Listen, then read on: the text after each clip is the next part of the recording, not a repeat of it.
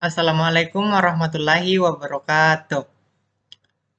Puji syukur kita panjatkan kepada Allah Subhanahu wa Ta'ala, karenanya lah kita diberikan berkat untuk bertemu pada mata pelajaran komputer grafis kelas 10 TKJ 1. Pada pembelajaran komputer grafis ini, Bapak akan menyampaikan beberapa indikator pelajaran yang akan diangkat pada pertemuan kali ini, yaitu pertemuan kedua komputer grafis.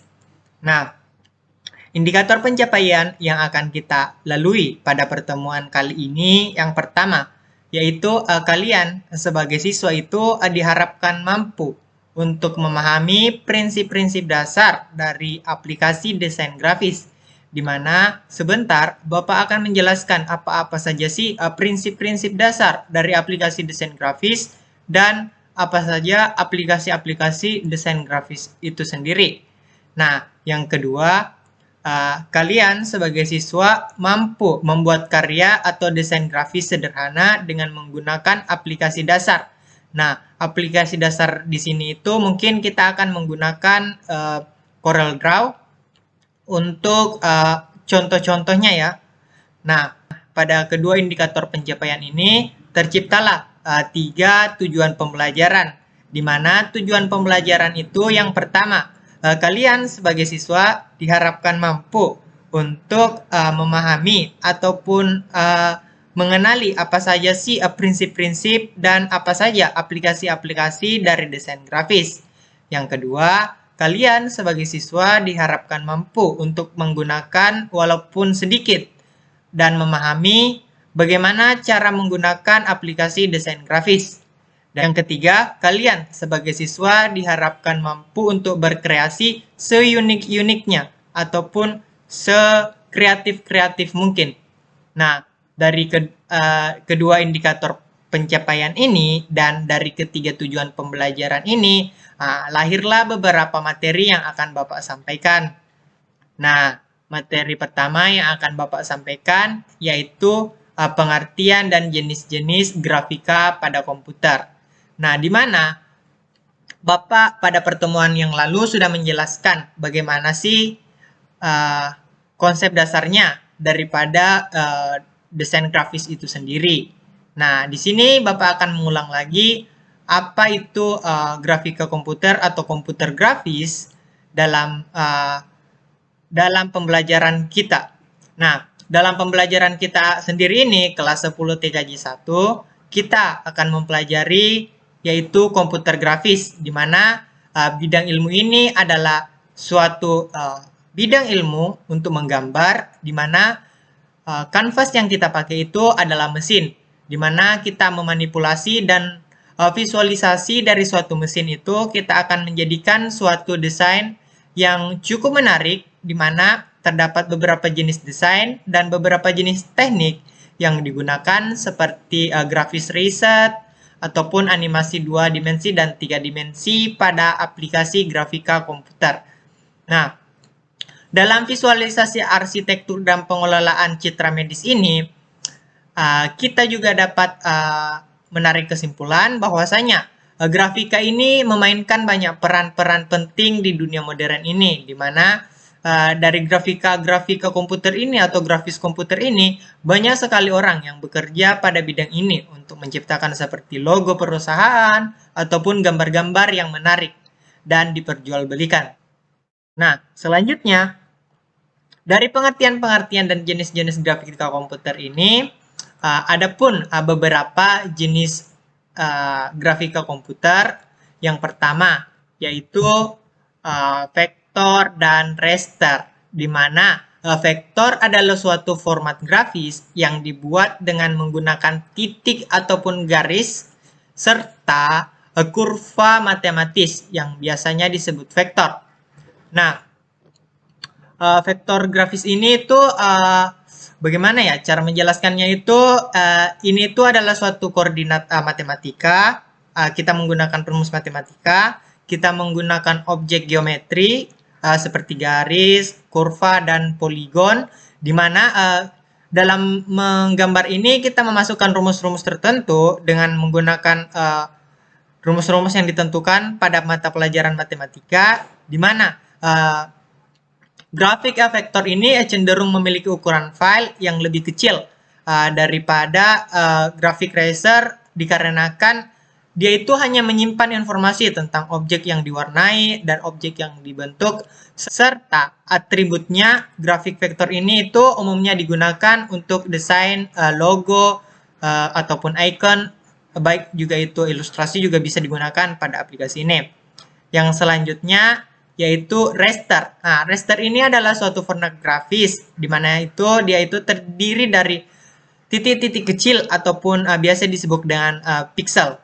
Di mana grafik raster ini dikenal sebagai grafik pixel yang menggunakan grid atau kisi pixel untuk menyusun gambar digital, di mana setiap pixel dalam gambar memiliki informasi warna dan nilai, di mana gambar raster ini itu digunakan untuk digunakan untuk seperti ilustrasi foto, ilustrasi grafik, biasa juga digunakan untuk hal-hal yang kompleks.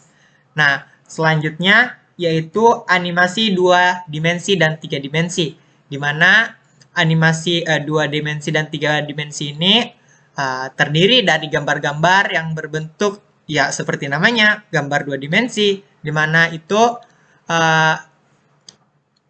contohnya saja lah, kita ambil contoh gambar 2 dimensi. Mungkin teman-teman sekalian pernah membaca komik ataupun manga-manga yang ada di dalam website-website. Nah, itu adalah contoh dari animasi 2 dimensi dan 3 dimensi, di mana animasi 2 dimensi itu biasa berupa gambar-gambar 2 dimensi, sedangkan animasi 3 dimensi itu adalah jenis animasi yang terdiri dari gambar-gambar bentuk 3 dimensi dengan susunan secara berurutan untuk menciptakan suatu ilusi gerakan, ataupun kita bisa melihat beberapa sudut pandang dari foto ataupun dari gambar yang diciptakan dari gambar 2 dimensi ini. Nah, selanjutnya yaitu image editing.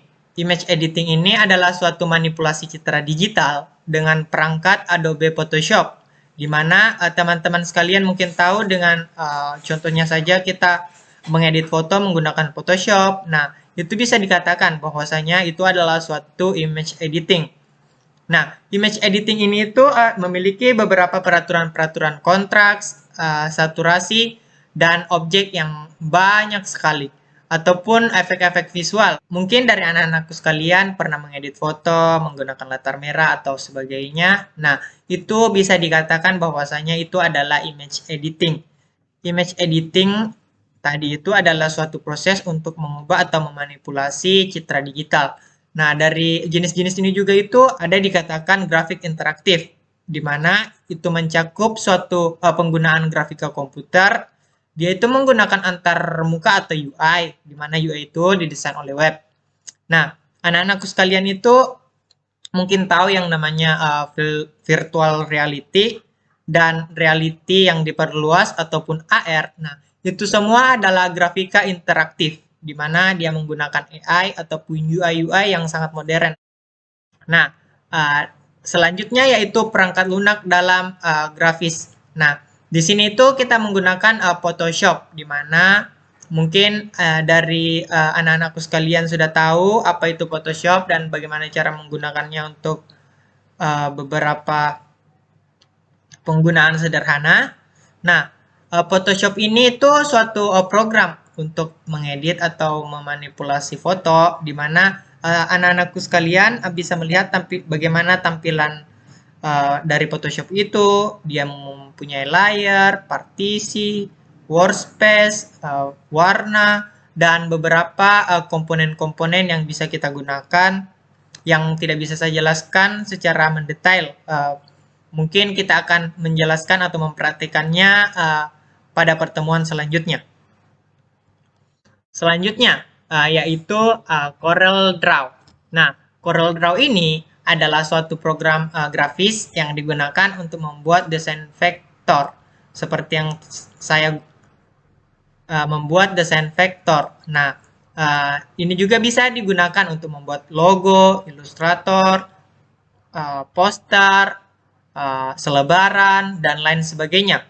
Nah, dalam Corel Draw ini itu terdapat banyak efek-efek khusus yang memberikan kita banyak sekali keleluasaan untuk menggunakannya secara lancar, baik itu di Windows maupun di Mac OS.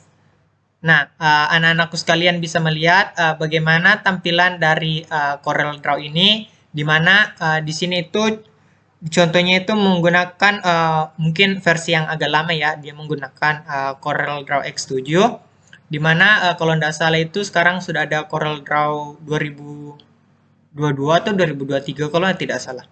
Nah, di mana di sini itu memiliki menu bar, title bar, text box, ruler untuk mengukur, status bar yang ada di bawah. Nah, selanjutnya itu Adobe Illustrator. Perangkat ini digunakan untuk membuat ilustrasi, logo, kartu nama, ataupun brosur-brosur, majalah, dan lain sebagainya itu kita bisa menggunakan Adobe Illustrator ini, di mana dia itu memuat berbagai jenis format file, termasuk SVG, PDF, EPS, dan jika perlu kita bisa mengekspor menggunakan JPG, PNG. Itu bisa kita menggunakannya, tapi mungkin kualitas gambarnya agak menurun dari tampilan awal ataupun nama file atau format file yang ditentukan sebelumnya. Adapun prinsip-prinsip dasar yang anak-anakku sekalian perlu ketahui, yang pertama yaitu prinsip dasar dalam komposisi, di mana komposisi warna itu sangat berpengaruh pada apa yang akan kita buat.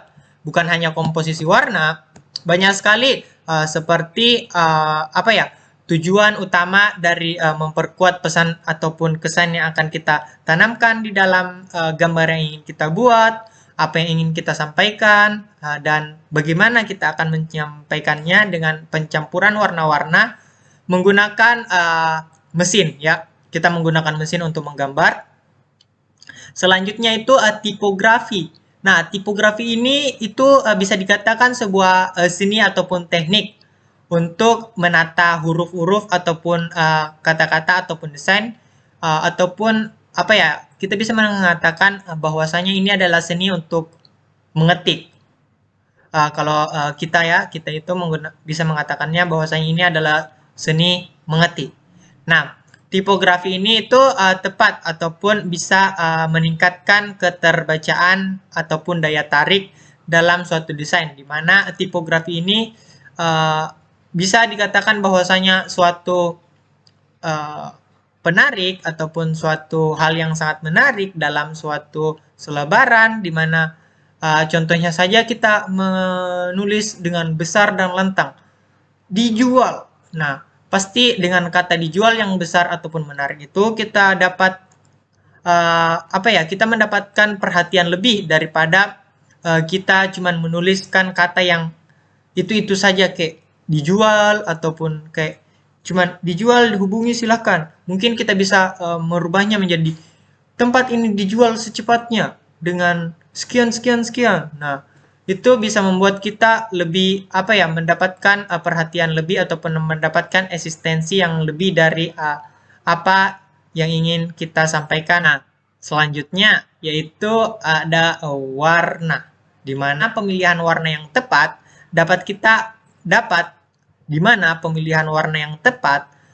dapat membantu memperkuat pesan dan mampu memperkuat pesan yang ingin disampaikan, serta dapat menarik berbagai macam pengguna, baik itu suatu hal yang ingin kita sampaikan melalui warna-warna yang soft, warna-warna yang dark.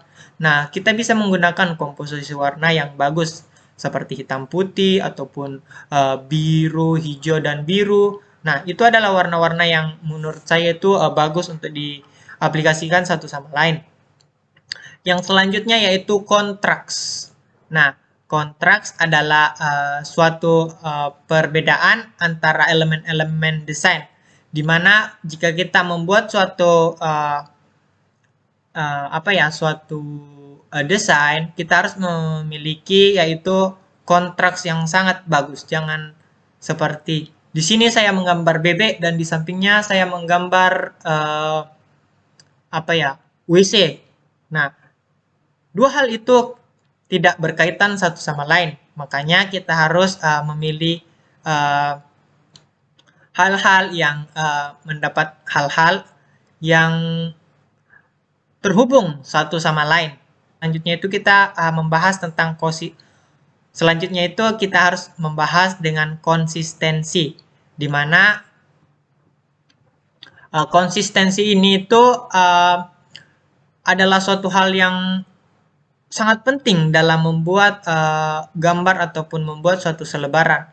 Di mana contoh pas di awal kita ingin menggambar ayam dan pas di tengah-tengah kita jadi tidak konsisten dan mengganti ingin menggambar itik contohnya. Nah, di mana dalam penggambaran desain ini konsistensi itu juga sangat diperlukan untuk menciptakan kesan yang profesional dan mampu pengguna untuk memahami bagaimana cara desain atau bagaimana desain kita itu kita sampaikan dengan cara konsistensi yang baik. Dan selanjutnya yaitu simplicity, di mana simplicity ini itu suatu desain yang sederhana, mudah dipahami, cenderung lebih efektif, dan kita kayak simplicity ini itu kita tinggal masukkan hal-hal yang simple, mudah dipahami, tidak berneko-neko, tidak kesana kemari. Kita ingin menyampaikan A, kita langsung menyampaikan A, kita tidak perlu ke A sampai Z jika ingin cuman menyampaikan A. Dimana simplicity ini itu desain yang tidak terlalu rumit, dimana desain yang sangat rumit dapat mengganggu dan menghilangkan fokus kita. Nah, itu saja untuk materi kali ini. Mungkin minggu depan Bapak akan masuk dengan memberikan bagaimana cara menggunakan salah satu aplikasi yang tadi Bapak jelaskan.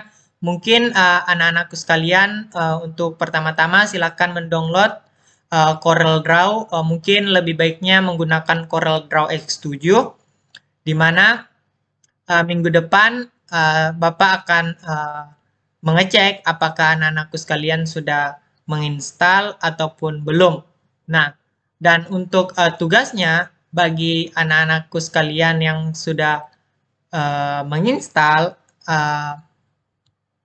silakan membuat suatu poster dengan menggunakan CorelDRAW X7. Dikumpul Bapak salah ketik tadi, itu dikumpul minggu depannya lagi, karena minggu depan Bapak ingin menjelaskan bagaimana cara menggunakan CorelDRAW. Mungkin sekian untuk pertemuan 2 kali ini.